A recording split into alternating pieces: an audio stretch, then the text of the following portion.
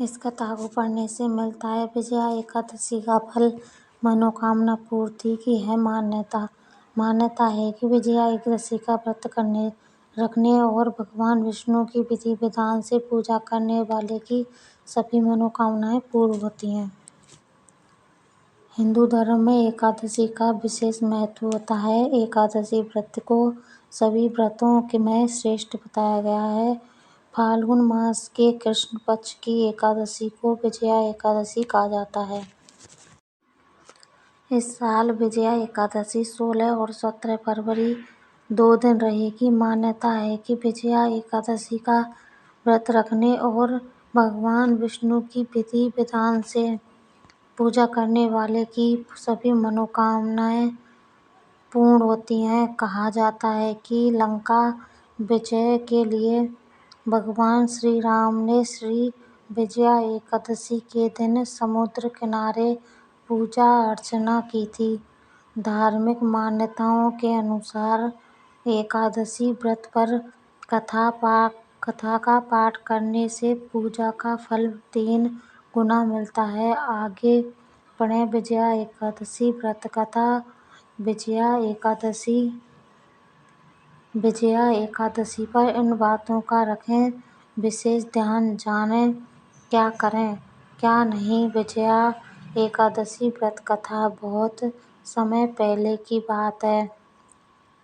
द्वापर युग में धर्मराज युधिष्ठिर को फाल्गुन एकादशी के महत्व के बारे में जानने की जिज्ञासा हुई।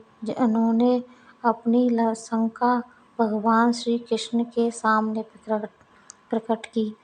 भगवान श्री कृष्ण ने फाल्गुन एकादशी के महत्व व कथा के बारे में बताते हुए कहा कि हे कुंती, सबसे पहले नारद मुनि ने ब्रह्मा जी से फाल्गुन कृष्ण एकादशी व्रत की कथा व महत्व के बारे में जाना था। उनके बाद इसके बारे में जानने वाले तुम ही हो। बात त्रेता युग की है, जब भगवान श्री राम ने माता सीता के हरण के पश्चात रावण के युद्ध करने के लिए सुग्रीव की सेना को साथ लेकर लंका की ओर प्रस्थान किया तो लंका से पहले विशाल समुद्र ने रास्ता रोक लिया। समुद्र में बहुत ही खतरनाक समुद्री जीव थे जो वानर सेना को हानि पहुंचा सकते थे।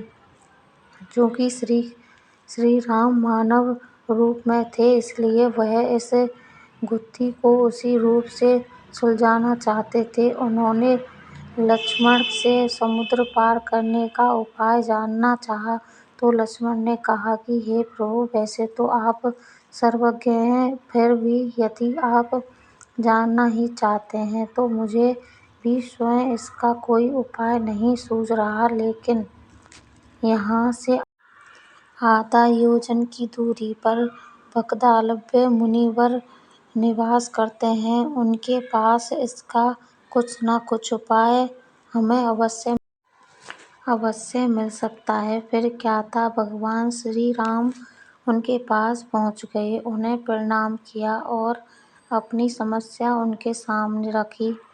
तब मुनि ने उन्हें बताया कि फाल्गुन मास के कृष्ण पक्ष की एकादशी को यदि आप समस्त सेना सहित उपवास रखें तो आप समुद्र पार करने में तो कामयाब होंगे ही, साथ ही इस उपवास से प्रताप से आप लंका पर भी विजय प्राप्त करेंगे। समय आने पर मुनि वाग्देव द्वारा बताई गई विधि अनुसार भगवान श्री राम सहित पूरी सेना ने एकादशी का उपवास रखा और राम सेतु बनाकर समुद्र को पार कर रावण को परास्त किया। कहानी अच्छी लगे तो लाइक, कमेंट, शेयर करें। चैनल को सब्सक्राइब नहीं किया है तो अब कर लें। पूरी कहानी सुनने के लिए धन्यवाद।